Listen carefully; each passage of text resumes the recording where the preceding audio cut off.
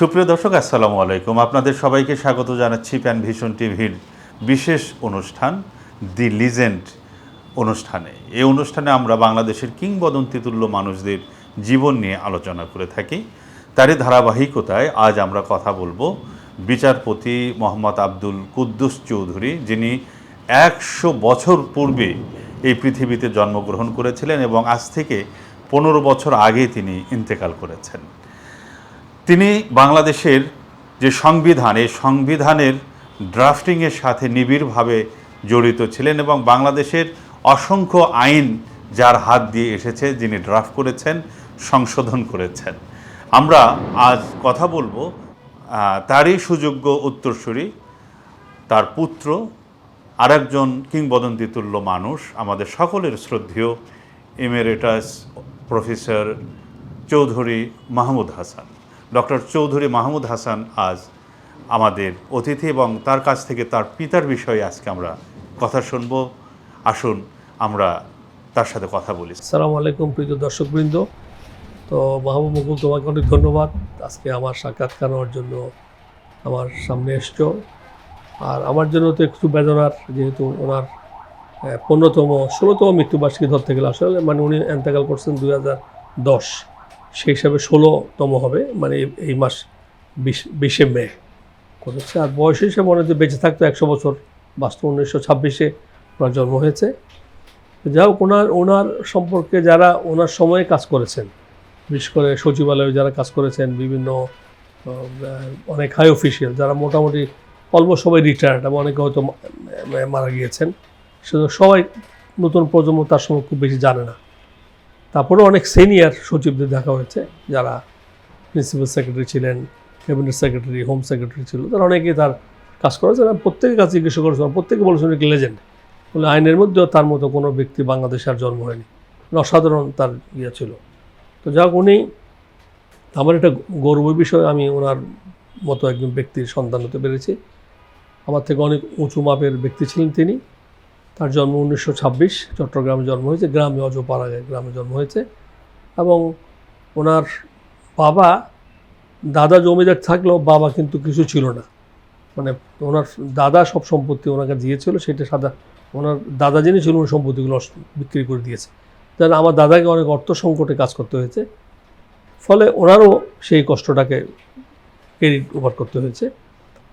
তারপর তার মেধার দিক থেকে, মেধায় দিয়ে উনি অনেক বড় পজিশনে যাওয়া সম্ভব, তার গিফটেড বলা যাবে। 1926 সেপ্টেম্বরে জন্ম। উনি গ্রামে পড়াশোনা করেছে, এসসি পাস করেছে, তারপর উনি ইন্টারমিডিয়েট পাস করেছে চট্টগ্রাম থেকে। করার পর উনি প্রেসিডেন্সি কলেজে চান্স পাওয়ার পরে উনি ইন্টারমিডিয়েট স্ট্যান্ড করেছিল, কিন্তু উনি প্রেফার করেছে টু গো টু আমাদের ইসলামী কলেজ, যেটা অত্যন্ত নাম করা ছিল রাজনীতির দিক থেকে। উনি যে কারণে হোক, উনি খুব অল্প বয়সেই ইন্টারমিডিয়েট তো এসএসসি পাস করে 16, ইন্টারমিডিয়েট 18 বছর বয়স ধরি, তাহলে সেই বয়সে একটা লোকের এত রাজনৈতিক অ্যাম্বিশন, রাজনীতি সম্পর্ক, এটা আমার কাছে খুব অসাধারণ মনে হয়েছে।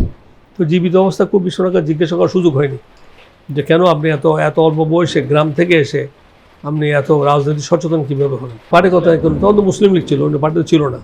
অত মুসলিম লীগের নমিনেশন নিয়ে উনি যথেষ্ট সোচ্চার ছিলেন। ওখানে আমাদের যে কনস্টিটিউয়েন্সি, যে আমাদের রাউজান, সেখানে ব্যাপারে ওনাদের একটা বিরাট ভূমিকা ছিল। ততএব ওনার যে রাজনীতি সচেতনতা একটা অসাধারণ ব্যাপার। পাকিস্তানের মুভমেন্টের পর আসতেছি, তার অনেক যে চেষ্টা করেছে, অত উনি রাজনীতি সচেতন হিসেবে উনি প্রেসিডেন্সি কলেজের সবচেয়ে হাইস্ট লেভেল বাদ দিয়ে ইসলামী কলেজে পড়াশোনা করছে। লেখাপড়া শিখেছে যারা রাজনীতি করেছে, তখন মুসলিম ছাত্ররা ওখান থেকে করেছে, ওখানে হয়েছে, ওখান থেকে পাশ করার পর উনি পরবর্তী পর্যায়ে শিক্ষকতা করেছে চট্টগ্রাম গভর্নমেন্ট কলেজে। চট্টগ্রাম গভর্নমেন্ট শিক্ষকতাকালীনই ওনাকে 2বার ঢাকা বিশ্ববিদ্যালয়ে অফার দেওয়া হয়েছিল পলিটিক্যাল সায়েন্সে জয়েন করার জন্য, লেকচারার। উনি সেটা গ্রহণ করেনি। পরবর্তী পর্যায়ে উনি লিগ্যাল ব্যাপারে ইন্টারেস্টেড ছিল এবং উনি মধ্য দিয়ে অনার্স পাস করে ঢাকা চলে স্বাধীন হওয়ার পরে 46-এ করছে, উনি অনার্স করলো। 47-এ এসে এখানে 48-এ মাস্টার ডিগ্রি করেছে। তখন 2 বছরের কোর্স ছিল, অনার্স ইকোনমিক্স অনার্স ছিল। মাস্টার ডিগ্রি করেছে পলিটিক্যাল সায়েন্সে ঢাকা বিশ্ববিদ্যালয়। মাত্র স্বাধীন হওয়ার 48-এ উনি এখানে মাস্টার ডিগ্রি করলো। মাস্টার ডিগ্রি করার পরে উনি পলিটিক্যালসে মাস্টার ডিগ্রি আর অনার্সে হচ্ছে ইকোনমিক্সে। তো পরে উনি এটার থেকে আবার এই ল, LLB এবং মাস্টার ডিগ্রি করেছে, পরবর্তী দুটো ফার্স্ট ক্লাস পেয়েছে উনি। মানে তখন করতে পারতো, এটা পড়াশোনা শেষ করার পর আবার করতে পারতো। তারপরে চট্টগ্রাম কলেজের, সরকারি কলেজের one of the best college ছিল, ওর টিচার ছিল উনি, শিক্ষকতা করে। তার অনেক গুণী ছাত্র ছিল, যাদেরকে অনেকে আমাদের যে শফিক রহমান বলে, উনি তার ছাত্র ছিল। শফিক রহমান ওয়াইফ উনি বলছিল আমাকে, শফিক রহমান তার ছাত্র, তার ওয়াইফ অনেক ছাত্র ছিল। আমাদের প্রফেসর মোহাম্মদ স্যার ছিল চট্টগ্রাম বিশ্ববিদ্যালয় ইউনিভার্সিটি জ্ঞান কমিশন মেম্বার ছিল প্রফেসর মোহাম্মদ আলী, উনিও তার ছাত্র, ওনার ওয়াইফও ছাত্র। আলমগীর সিরাজউদ্দিন ছিল চট্টগ্রামের ভাইস চ্যান্সেলার, উনিও ছাত্র। উনি আবার ওদের কিছু সিভিক্স অ্যান্ড ইকোনমিক্সে ক্লাস নিতে, যদি উনি বেসিক্যালি পলিটিক্যাল সায়েন্স যেগুলো পড়াতো, কিন্তু অনেক সায়েন্সের ছাত্রদেরকে উনি আবার সাবজেক্ট পড়িয়েছে চিটাং গভর্নমেন্ট কলেজ থাকতে। এবং সেই সময় থাকতে ওরা ঢাকা বিশ্ব অফার দিয়েছিলেন লেকচার হওয়ার জন্য, উনি সেটা আর গ্রহণ করেননি। যেহেতু ল ডিগ্রি ছিল, উনি লিগ্যাল মনসেবের পরীক্ষা দিয়েছে। ওনার সাথে তার স্বপ্রণোদিত হয়ে তার একটু উৎসাহকে বলছে, ওর একটা অ্যাম্বিশন ছিল উনি জাজ হবে সুপ্রিম কোর্টের। তার অনেক উৎসাহিত করেছে, যদিও ওই গ্রামের ওই পরিবেশ থেকে এসে এটা একটাবার অনেকটা অলিক ধারণা যে একটা সুপ্রিম কোর্ট জাজ হওয়া, এটা তো নট এ ম্যাটার। যে একটা গ্রাম থেকে পাশ করেছে, মুসলিম ছাত্র, তখন তো একটা পাকিস্তান হয়নি তখনও, মুসলমানদের তো অবস্থা খুবই ভালো না। তো সেইভাবে তার অ্যাম্বিশন ছিল, এবং সেখানেই উনি পরে 1955 গিয়ে উনি মুন্সিফ হয়েছে, এবং পরবর্তী পর্যায়ে ওখান থেকে গিয়ে উনি সচিব হয়ে বিচারপতি হয়েছে, সচিব ছিল দীর্ঘদিন। তিনি দায়িত্ব প্রায় 9 বছর সচিবের দায়িত্ব পালন করেছে, এবং বাংলাদেশের আইন কানুন তুমি যেটা বলো সবগুলো করেছে। ইন্টারেস্টিং পয়েন্ট হচ্ছে, যখন উনি পড়াশোনা করতো ইসলামী কলেজে, তুমি একবার ডেমনস্ট্রেশন দিয়েছে নমিনেশন নিয়ে 1946, যে এখানকার বেঙ্গল কনস্টিটিউন্সির ইলেকশন। তো ওইখানকার রাউজানের আর 2-1টা জায়গাতে তারা নমিনেশন ব্যাপারে ছাত্রদের একটা ছিল, ছাত্রদের পক্ষ থেকে একটা ডেমনস্ট্রেশন যখন ছিল, এখানকার ছিল আমাদের এই হোসেন শহীদ সরওয়ার্দী, উনি তখন প্রধানমন্ত্রী, ঐবক্ত বাংলার লিডার, উনি তো তখন তো মুসলিম লিডার উনি। তার কাছে গিয়েছে নমিনেশন চেঞ্জ করার জন্য। বেকার হোস্টেল থেকে 150 ছাত্র গিয়েছে, আব্বা ছিল উইলাইট দ্য প্রশাসন। উনি বলছে তার সামনে গিয়ে আমাকে ইংলিশে বক্তব্য, উনি উর্দু বাংলা বুঝতেন না, সংসদ সরকার বাংলা বুঝতেন না, অতএব মনে করছেন ইংরেজি অথবা উর্দু। আব্বা ইংলিশে বক্তৃতা দিয়েছেন। তো এটা আমার কাছে খুব সারপ্রাইজিং মনে হয়, শুনেছি যে ওই গ্রাম থেকে পাশ করার পরে ইসলামিক কলেজে পড়েছে, সেটাও কোনো ইংলিশ মিডিয়াম দিয়া না। সেখানে উনি গিয়ে first demonstration by Muslim student, তখন ছিল Muslim Student League against Muslim League nomination, এবং হোসেন সরওয়ার্দীর মতো এই ধরনের ব্যক্তিত্বের সামনে, এবং সেখানে দেখতে শেখ মুজিবুর রহমান পাশে দাঁড়িয়ে আছে বলে তার পিছনে দাঁড়িয়েছিল, বক্তব্য দিয়ে যা ওইটা নমিনেশন পরবর্তী মধ্যে চেঞ্জ করছে কেন আমার খেয়াল নেই। আমি বললাম রাজনৈতিক প্রজ্ঞার ওই বয়সে, মানে হি ওয়াজ ভেরি গুড স্পিকার, এখানে বক্তৃতা করছে, অল্প সময় থেকে ভালো বক্তা ছিল। তা আমি বক্তৃতা কিছু ভালো মনে হয় ওনার থেকে পেয়েছি, আমি যাই না, হয়তো হতে পারে, হয়তো কিছুটা ইডিরেট করেছি ওরা বক্তৃতা, আমি তারপরে শোনার সুযোগ পাইনি রাজনৈতিক বক্তব্য। যাক, উনি পরে স্বাধীন হলো বাংলাদেশ, স্বাধীন হওয়ার পরে উনি এখানে পাকিস্তান মুভমেন্টে অনেক সক্রিয়ভাবে চেষ্টা করেছে। তারপর তো বাংলাদেশ হলো স্বাধীন, পুরো পাকিস্তান, তারপর বাংলাদেশে হওয়ার পরেও উনি আস্তে আস্তে লিগেল, যেহেতু উনি ওখান থেকে গিয়েছিল, ওই মুন্সিফ ছিল, ওনার ড্রাফটিং যে কারণে তখন থেকে ভালো, মানে was very good in drafting. Law drafting খুব জটিল জিনিস, কিন্তু মানে আইন তো পাস করতেছে পার্লামেন্ট অথবা প্রেসিডেন্ট অর্ডার হয়, যেগুলো মানে প্রেসিডেন্ট অর্ডার আমরা অর্ডিন্যান্স বলি। একটা হচ্ছে একটা হচ্ছে পাস বাই পার্লামেন্ট, আর যখন পার্লামেন্ট থাকে না তখন যেটা সেটা বলে অর্ডার, মানে অর্ডিন্যান্স বলে, ওটা আমরা বলি এটাকে অমুক অধ্যাদেশ। আর অ্যাক্ট হচ্ছে যেটা পাস বাই পার্লামেন্ট, ওটা মানে চেঞ্জ করতে পার্লামেন্ট লাগে। আর প্রেসিডেন্ট যেটা করে সেটা হচ্ছে অর্ডিন্যান্স বলে, প্রেসিডেন্ট অর্ডিন্যান্স। পরে ওটা যদি আবার রেটিফাই করে তখন অ্যাক্ট হয়ে যাবে এটা। তো সব ড্রাফটিং তো এখন প্রেসিডেন্ট বলো যে আপনি এটা করেন, আমি এটা করতে চাই, কী করবেন, লিখবেন কি? তখন তাকে বল, স্যার আপনি বলেন কী বলতে চাই, এই আইডিয়া কি, এইটা দিল, উনি ড্রাফটিং করলে এই দাঁড়ানো যায়, এইভাবে উনি সমস্ত, মানে একেবারে from the very beginning was very expert. আমার মনে হয়েছে সব, আমি যত তাকে চিন্তা করেছি, মানে গিফটেড, মানে লিগেল টার্মগুলো খুবই কঠিন, কোথায় কমা বসবে, দাঁড়িয়ে কমা বসবে, সেমিকোলন বসবে, একটা শব্দ সেটির সঙ্গে অর্থ চেঞ্জ। উনি মুন্সিফ হওয়ার পর 56-এ মুন্সিফ ছিলেন প্রথম লক্ষ্মীপুর, তারপর থেকে ওখান থেকে ওনাকে সেকশন অফিসার হিসাবে যখন গিয়েতে নিয়ে আসলো পাকিস্তান, আমাদের ড্রাফট সচিবালয়ে নিয়ে আসলো ওই আইন মন্ত্রণালয়ের অধীনে। ওখানে গিয়ে ওখানে সেকশন অফিসার বলতো পরে বোধহয় সিনিয়র অ্যাসিস্ট্যান্ট সেক্রেটারি এরকম হয়েছে পজিশন। তারপর ওনাকে আর এখান থেকে তার ব্যাক করতে দেয় না, এত ভালো ড্রাফটিং মিনিস্ট্রি থেকে থাকে আর রিলিজ করে না। তখন যখন সাবজজ হোস্ট হলো, সাবজজ প্রমোশন পেতে গেল, তখন তাকে আবার যেতে হবে জায়গায়, এখান থেকে যেতে হবে। তখন স্পেশাল এখান থেকে তাকে করে পাঠিয়েছে, উনি শুধুমাত্র যাবে 1 মাস, ওই প্রমোশন পজিশনটা নিবে, জয়েন করতে হবে, জয়েন না করতে তার প্রমোশন হবে না, ওইটা আবার ওনাকে ব্যাক করে দিচ্ছে, আবার চলে আসলো। এবং পাকিস্তান পিরিয়ডে অনেকগুলো আইনি হবে, তারা মিলিটারি গভর্নমেন্ট ছিল, তারও যে কোনো গভর্নমেন্ট যারাই ছিল, উনি হচ্ছে যে যখন ড্রাফটিং করলে সচিব যাই থাকুক, তার হাই অফিসিয়াল কেউ তারা আদি সব পাঠাতো না, কুদু সাহেবের কাছে আমরা পাঠিয়ে দেয়। এই তখন থেকে তার এগুলি, তারপর স্বাধীন হলো, স্বাধীন হওয়ার পর তারপর আমাদের যখন বাকশাল কায়েম হলো, তারপর 73 অর্ডার, যেটা আমরা বিশ্ববিদ্যালয় শিক্ষক 73 অর্ডার, যেটা সেটা খুব গুরুত্বপূর্ণ, 1973 অর্ডার, যেটা দিয়ে আমাদের একটা ব্রেক থ্রু। তখন আমাদের এখানকার ঢাকা বিশ্ববিদ্যালয়ের বেশ কিছু শিক্ষক, প্রফেসর আমাদুল স্যার, তারপর প্রফেসর রাজ্জাক ছিল, বেশ করে যারা খুব তখন তো ভেরি অ্যাক্টিভ ছিল তারা।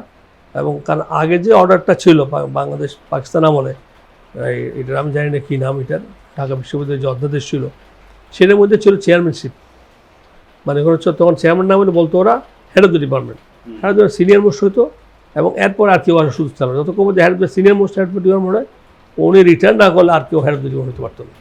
এবং head of the department very powerful, selection committee অমুক তমুক সব কিছু, পাকিস্তান পিরিয়ডে 71, 72 ছিল এটা। তখন তারা স্বাধীনতার পরে বলছে না, এটা তো কোনো অসুবিধা, আমাদের একটা গণতান্ত্রিক ইয়া দরকার, আমাদের স্বাধীনতা নেই, আমরা একবার সরকারের মতো এসিএস সিস্টেম ছিল, ইউনিভার্সিটি এসিএস ছিল। তখন তারা বেশ কিছু তৎকালীন বুদ্ধিজীবী, যারা খুব ইন্টেলেকচুয়াল, বাংলাদেশ হওয়ার পর তো বললাম, আব্দুর রাজ্জাক ছিল নাম করা পলিটিক্যাল সায়েন্সের, প্রফেসর এমন স্যার কজন, যে তখন শেখ মুজিবুর রহমান তখন প্রধানমন্ত্রী, ওনার কাছে বলছে আমরা এটা গিয়া করতে হবে, আমাদের মাননীয় প্রধানমন্ত্রী, এটা আমাদের চেঞ্জ করতে হবে, অর্ডার চেঞ্জ করতে হবে, এইভাবে তো হবে না, আমাদের সবসময় হেড দিলি আমরা সঙ্গে সঙ্গে চলতে হয়, তার পছন্দ না হইলে আমার প্রমোশন হবে না। সেই ক্ষেত্রে 73 অর্ডারটা, তখন শেখ মুজিবুর রহমান বলছে আপনি শুধু হিসেবে যান। আচ্ছা, তো এইটা প্রফেসর ইমাজুল স্যার একটা প্রোগ্রামে ছিলাম, আমি সামনে ছিলাম, উনি বললো যে ওনার বাবা এটা করেছে। তা আমি ওনার স্যার জিজ্ঞেস করলাম কী, আবার একটা প্রোগ্রাম উনি ছিল, উনি স্টেজ ছিল, আমি সামনে বসছিলাম, উনি ওনার ফাদার এটা করেছে।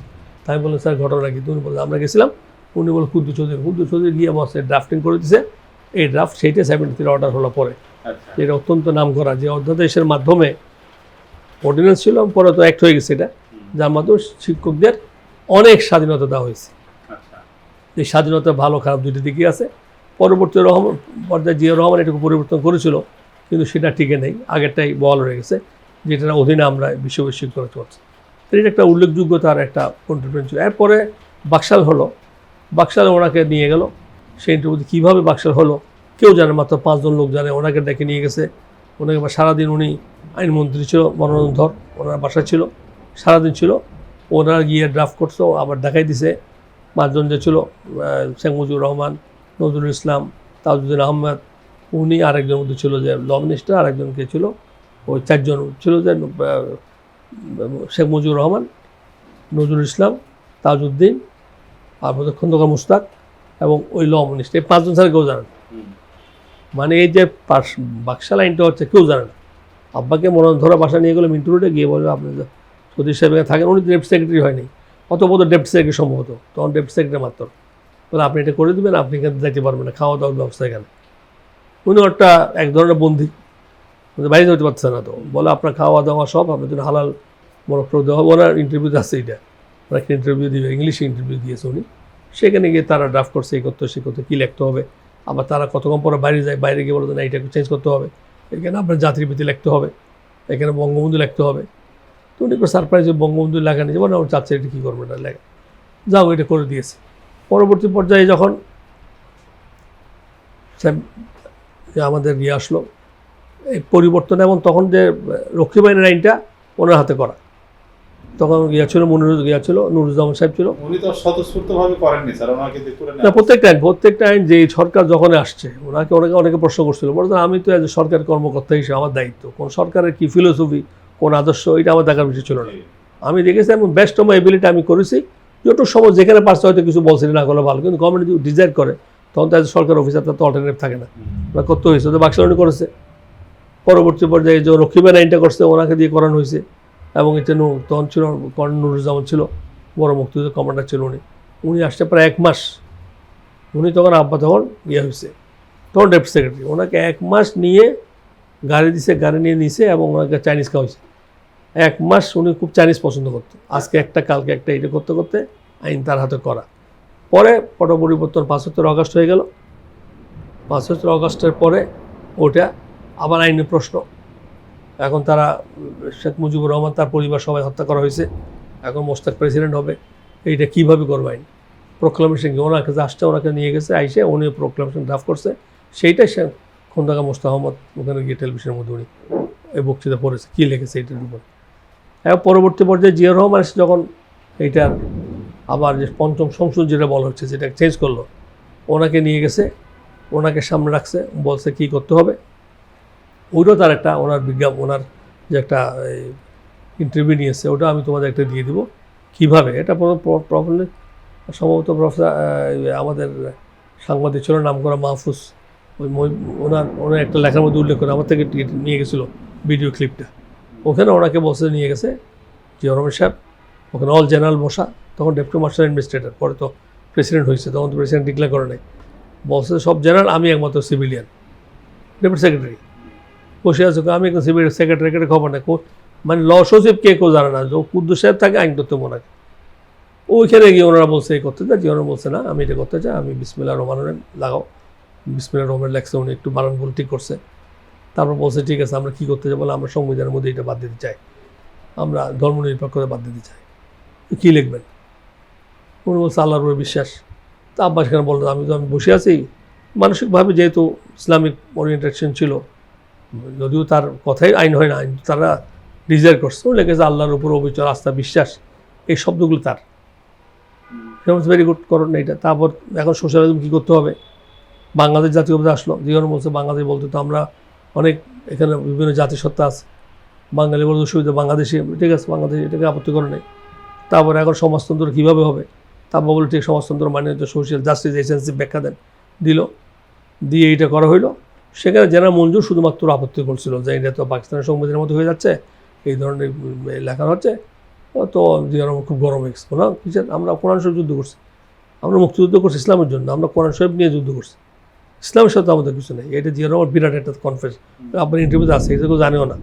উনি বলছে আমরা মুক্তিযুদ্ধ করছি ইসলামের বিরুদ্ধে নেই, আমরা কোরআনকে নিয়ে, আল্লাহকে নিয়ে আমরা যুদ্ধ করছি, অতএব এটার সাথে কোনো সংঘর্ষ নাই। পরবর্তী পর্যায়ে ওইখানে মধ্যে আবার একটা পয়েন্ট যোগ করলো যে ঠিক আছে মুসলিম বিশ্বের সঙ্গে একটা বিশেষ সম্পর্ক, একটা ক্লজ লাগাই দেন।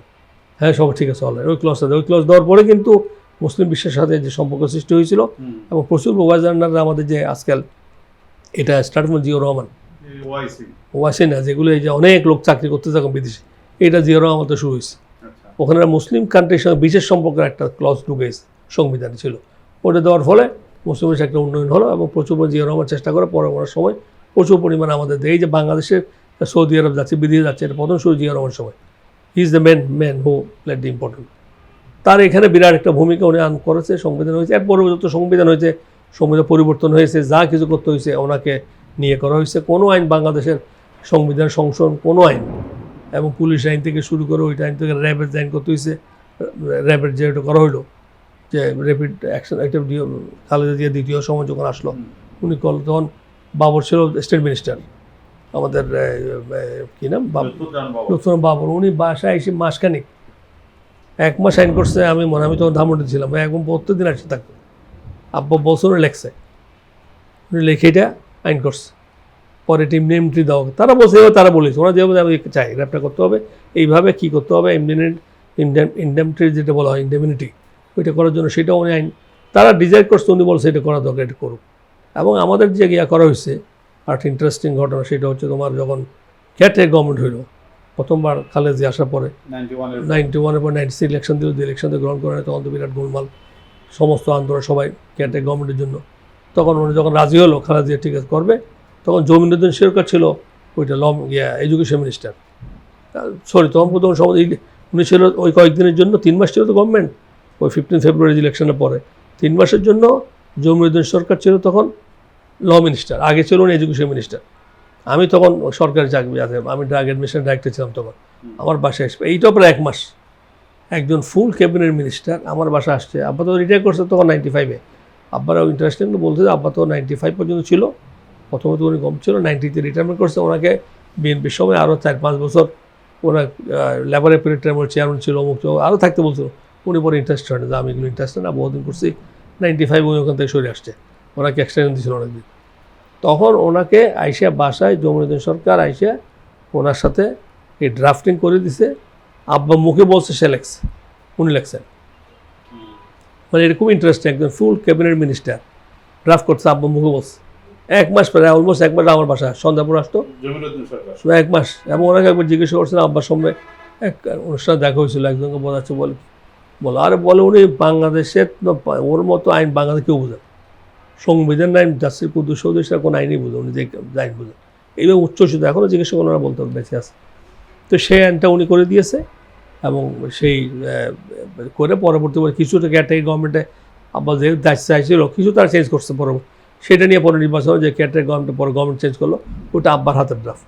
এবং সব শেষে যেটা আমরা ইমার্জেন্সি পিরিয়ড ছিল, যে ইমার্জেন্সি ঘোষণা করলো যেটা 111-এ, তখন আমি সায়েন্স বোর্ডের চেয়ারম্যান, ওই চেয়ারম্যান তখন যখন আসলো মঈনুদ্দিন, তারা সব যারা মঈনুদ্দিন মাসুদটা সব বঙ্গভবনে গিয়ে গেছে। তখন আমাকে এই ঘটনা বলছে, আমাদের এখনও বেঁচে আছে করিম সাহেব, উনি প্রিন্সিপাল সেক্রেটারি ছিল, তো উনি তখন ছিল হোম সেক্রেটারি। তখন সব সচিব টচিব বঙ্গভবনে বসে আছে, অল জেনারেলস, 4 জেনারেল যারা হচ্ছে 111 পিছনে যারা মূল কারিগর। তখন কী করবে, কীভাবে ক্ষমতা নিবে? তখন বলতে ইমার্জেন্সি ঘোষণা করবে, কমনে করবে? তখন তারা বললো কুদ্দুস চৌধুরী স্যার তাদের কেউ পারবে না, ওনার কাছে পাঠাও। আর তার ফোন করছে বাসা 9টার দিকে, আমাদের ফোন করে বলছে যে আমাদের আমাদের কী ছিল আজ আইজি ছিল খোদা বক্সনে ফোন করছে, বলছে আর একটু নিতে হবে। তারপর তখন ভাতটাত খেয়ে ফেলছে, প্রায় 9টা বাজছে, প্রায় 9টা, রাত্রে 9টা।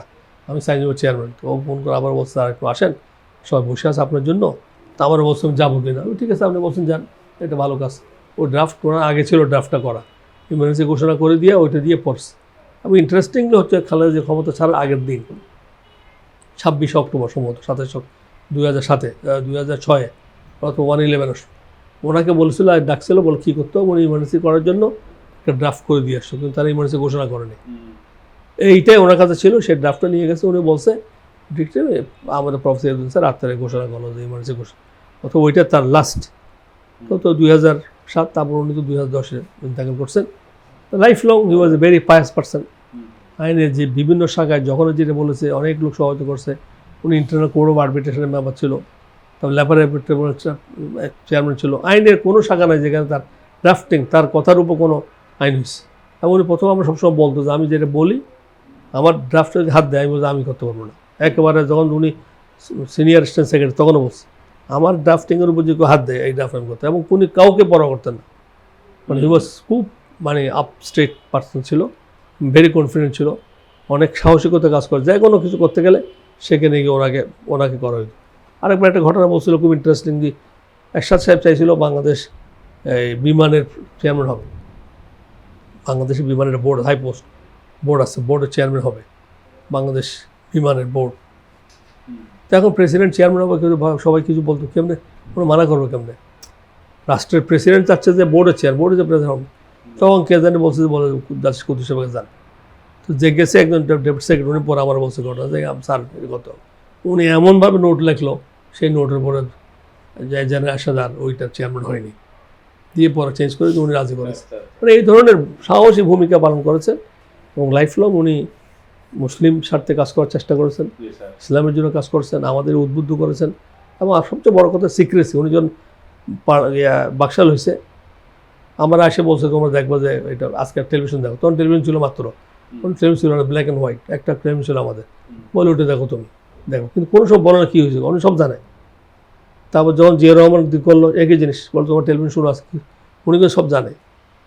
তারপর যখন ওই গিয়াটা হলো আরেকটা ইন্টারেস্টিং, যখন তোমার এই 7 নভেম্বর আগে 3 নভেম্বর আবার আব্বাকে নিয়ে গেছে, যখন এরা পাল্টা কু করলো, ওই যখন during the period of Khondaker Mostaq পরে সবসময় ওনাকে ডেকেছেন, পরামর্শ নিয়েছে, নাইনের ব্যাপারটা আবার এখানে থাকবে, বলছে ওরা ওই রোস্ট ডাকতো, আমার সাথে কোনো সামনে আসতো না, ওরা বাইরে করতো, প্রেসিডেন্টও থাকতো ওর মোশতাকের সামনে, শুধু ওরকম ভিতরে ঢুকে আমার সাথে কোনো তারা কথা বলতো না, কারণ রশিদ ডালিম টালিম যারা ছিল। পরবর্তী পর্যায়ে ওঠার উনি ওই যে আইন তো সবগুলো বললাম উনি করে দিয়েছেন।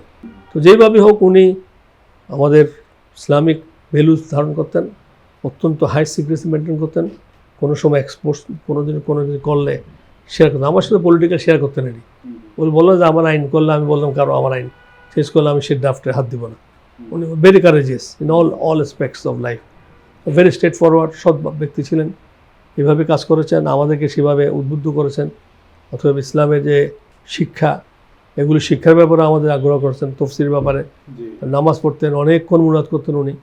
এবং শেষে তার জীবনে যখন উনি অন্তিম সময় যেদিন এন্তেকাল করছেন রাত্রে, তো আমরা ছিলাম না, বাসা ছিলাম, তো আমরা মনে করছি ভালো ওষুধ দিচ্ছে। ওরা তো ক্যান্সার ছিল, সেকেন্ড টাইম এটা রিকার করছে।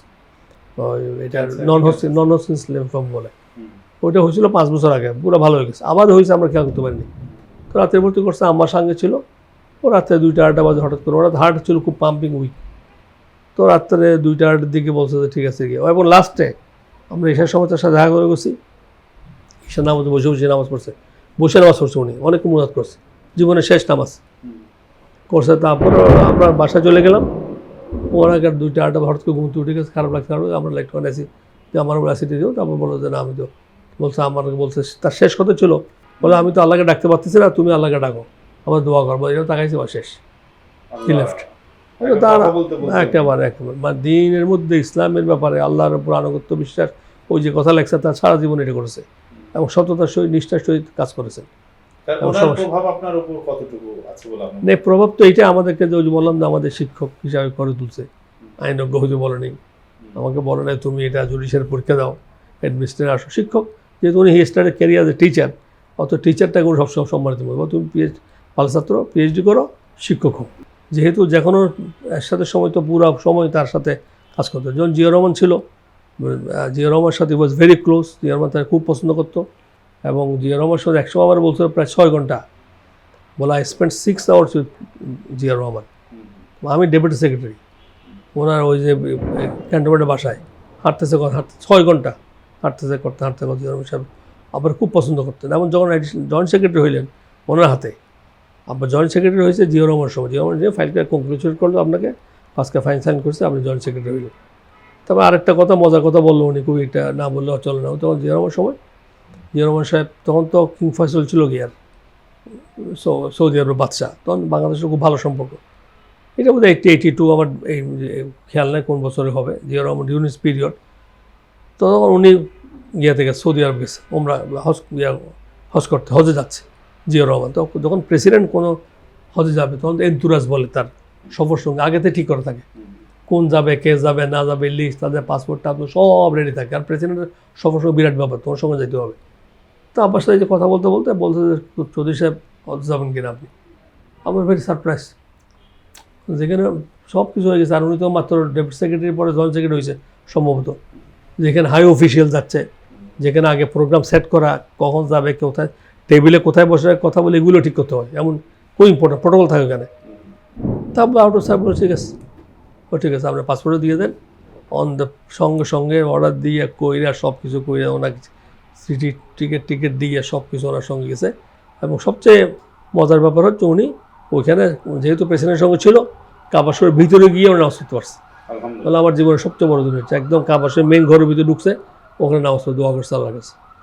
বলে এটা রেয়ার, এটা সাধারণত ভিতরে ঢুকার সুযোগ হয় না। যেহেতু জিয়া রহমানের সাথে খুব ভালো সম্পর্ক ছিল, সেইভাবে মনে করে জিয়া রহমান তাকে অত্যন্ত পছন্দ করতেন। এবং আরেকটা ঘটনা বলছে, এটা আরও খুব একটা খুবই উল্লেখযোগ্য বলা যায়। বলতে উনি সচিব, তো আবার তো বলছে আমি তো ডেপুটি সেক্রেটারি, পরবর্তী জয়েন্ট সেক্রেটারি, অনেক সচিবদের সঙ্গে মিটিং করেন প্রেসিডেন্ট জিয়া রহমান। জিয়া রহমান খুব কড়া মেজাজ ছিল, এরশাদ সাহেব ছিল খুব সফট, আর জিয়া রহমান ছিল খুব স্ট্রিক্ট এবং কড়া, কথা বলতে কড়া, কিন্তু আউট অ্যান্ড আউট অনেস্ট।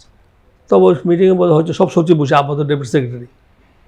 তখন একদিন উনি এক প্রোগ্রাম বলছে যে কুতুব সাহেব তো আমার কাজ শেখেন, তো সব সচিবের কাজ বলছে। আব্বা কিন্তু আমার কাছে খুব এম্বারেসিং, আমি তো জুনিয়র ফুল সেক্রেটারি, সবার সামনে বলছে যে কুতুব সাহেব তো কাজ শিখতে পারেন আপনারা। মানে এত আব্বার এত সম্মান করতো আইন। তারপর খালেদিও তার সবসময় তাকে অত্যন্ত সম্মান করছে। বললাম উনি একদম 26শে অক্টোবর আগে ডেকে নিয়েছেন, বললাম আপনি পরামর্শ দেন। 27শে অক্টোবর তো ক্ষমতা ছেড়ে দিয়েছে 2006। তারপর বলছিল ওই ইমার্জেন্সি ঘোষণার কথা বলে দিয়ে আসছিল, এটা করেন। পরবর্তী সেটাই ওনাকে আবার ওই ড্রাফটটাই, তখন 111 হলো, ওই ড্রাফটটাই নিয়ে আবার এটা প্রেসিডেন্ট ইয়াল স্যারকে দিয়ে পড়তে হয়েছে। তো জীবনে অনেক চড়াই উত্তরে আইনের যে কোনো জায়গায় যে কোনো ক্রাইসিস, ওই বললাম না আমাদের 75-এর যে ইয়া হলো বাকশাল, সেটা উনি করে দিয়েছেন। পরবর্তী জিয়া রহমানের সংশোধন করলো উনি করে দিয়েছেন, এরপরে সংশোধন উনি করে দিয়েছেন, ইমার্জেন্সি কোশ্চেন উনি করেছেন, ক্যাটের গভর্নমেন্ট ওনার হাতে করা। এরশাদের সময় কোনো সহযোগিতা করছেন? যতগুলো করছে এর সময় তখন সচিব, এর সাথে তো আমার সচিব বানিয়েছে, বলে ঠিক আছে, বলে আপনি থাকতে চাইলেন, বলে আপনি থাকতে চাইলে এটা আপনি আমাকে করতে হবে এটা। তখন ওনাকে জাস্টিস করে উনি সচিব ছিল, জাস্টিস হিসাবে উনি ডেপুটেশন সচিব ছিল, যার জন্য উনি অনেকদিন সচিব করতে পারছেন। নর্মালি তো রিটায়ারমেন্ট হয় এখানে 57, 58, উনি তো 65 পর্যন্ত ছিল সচিব হিসাবে। আসার সময় যত কাজ, যত আইনের ব্যাপারে, পরামর্শের ব্যাপারে ওনার সঙ্গে পরামর্শ গ্রহণ করতো। আবার যে কোনো গভর্নমেন্ট, যেই গভর্নমেন্টে চলাইছে সব গভর্নমেন্টে পরামর্শ দেওয়ার সময় তার পরামর্শ নেই, যেহেতু মনে করতো নিউট্রাল। আসার সময় তাকে রিকোয়েস্ট করছিল যে আপনি মন্ত্রী হন, বলে আমার মন্ত্রী কী লাভ, মন্ত্রী আমি হইতে চাই না। এবং যখন ব্যবসায়ের সময় ছিল, অনেক মন্ত্রী মিনিস্টার বাসায় আসছে তদবির করার জন্য, আমার পিছনে মিন্টু ছিলাম, মন্ত্রীরা তদবির করতো পোর্টফোলিওর জন্য, এটা দেন এটা দেন। প্রেসিডেন্ট সাহেবের সাথে সবসময় কথাবার্তা রাইট শুনতো, আমি ধরতাম, বললাম আমি এরশাদ বলছি, কিন্তু সাহেবকে দেন, লাইন দিতাম। এরপরে যখন খালেদা জিয়া আসলো, তার সমস্ত কাজ যখন প্রয়োজন হয়েছে সবগুলি আইন সবগুলো উনি দেখে দিচ্ছে। অত্যন্ত সম্মান করতো প্রত্যেকটা প্রেসিডেন্ট কাজের জন্য। মানসিকভাবে উনি বাংলাদেশি স্ট্রং জাতীয়তাবাদী চেতনার ইসলামী ধ্যান ধারণা ছিলেন, এবং জীবন শেষ মুহূর্ত পর্যন্ত উনি তার ইসলামের এই জিনিসটার উপরে অটল ছিলেন। আমল করেছেন এবং এতেকাল করেছেন। ধরতে গেলে আমি শহীদ হিসেবে ধরতে হবে তার জীবনে, তার কর্মময় জীবন, বৈচিত্র্যময় জীবন, এবং ইসলামিক প্রতিষ্ঠা গিয়া হোক, ইনসাফ প্রতিষ্ঠা হোক, ইসলামী মূল্যবোধ প্রতিষ্ঠা হোক, এই ব্যাপারে সবসময় চেয়েছেন। এবং যেখানে পরামর্শ দেওয়া দরকার সবাই, এবার ওইটাও একটা পয়েন্ট না বললে হবে না যে একসাথে সময় যখন গেল বাংলাদেশের যে সংবিধান একটু চেঞ্জ করে ওই রাষ্ট্রীয় গিয়ার ধর্ম, এটা উনি উৎসাহিত করছে। রাষ্ট্রধর্ম ইসলাম, তো আবার বলো তো ঠিক আছে স্যার আপনি এটা করেন, এটা ভালো জিনিস। যদিও আমাদের অনেক ইসলামিক পার্টি তারা আপোষ করছে, সমালোচনা করছে যে তোমরা এটা মুনাফিকি। আমার সাথে বাসায় এসে বললো যে তোমাদের ইসলামিক গ্রুপ টুপ দেখো, তারা বলছে মুনাফি করতেছে, এটা কতটা ইম্পর্ট্যান্ট, এটা সংবিধানের মধ্যে একটা শব্দ ঢুকানো, রাষ্ট্রধর্ম ইসলাম, সেইটাই শেষ পর্যন্ত হাসিনা চেঞ্জ করতে পারেনি। আপনাকে অসংখ্য ধন্যবাদ স্যার, যে আজকের দি লিজেন্ড অনুষ্ঠানে আপনার কিংবদন্তি তুল্য পিতা, যিনি বাংলাদেশের প্রত্যেকটি আইনের ক্ষেত্রে নিজেকে, বিশেষ করে ড্রাফটিংয়ের ক্ষেত্রে যে দক্ষতার পরিচয় দিয়েছেন এবং এই দেশকে সঠিকভাবে পরিচালনার জন্য তিনি সহযোগিতা করেছেন, এই ধরনের একজন কিংবদন্তি তুল্য মানুষের পুত্র হিসেবে আপনি অত্যন্ত সুন্দরভাবে বিষয়টা আপনি তুলে ধরেছেন, এবং আপনি নিজেও একজন জীবন্ত কিংবদন্তি। আপনি উম্মার জন্য, দেশের জন্য, জাতির জন্য আপনি অনেক খেদমত করে যাচ্ছেন। আপনার সুস্বাস্থ্য এবং দীর্ঘায়ু কামনা করে আজকের অনুষ্ঠান এখানে শেষ করছি। সুপ্রিয় দর্শক, আপনারা এতক্ষণ পর্যন্ত দেখলেন দি লিজেন্ড অনুষ্ঠান। এই অনুষ্ঠানের পরবর্তী পর্ব দেখার আমন্ত্রণ জানিয়ে আজকের মতো এখান থেকে বিদায় নিচ্ছি। আসসালামু আলাইকুম।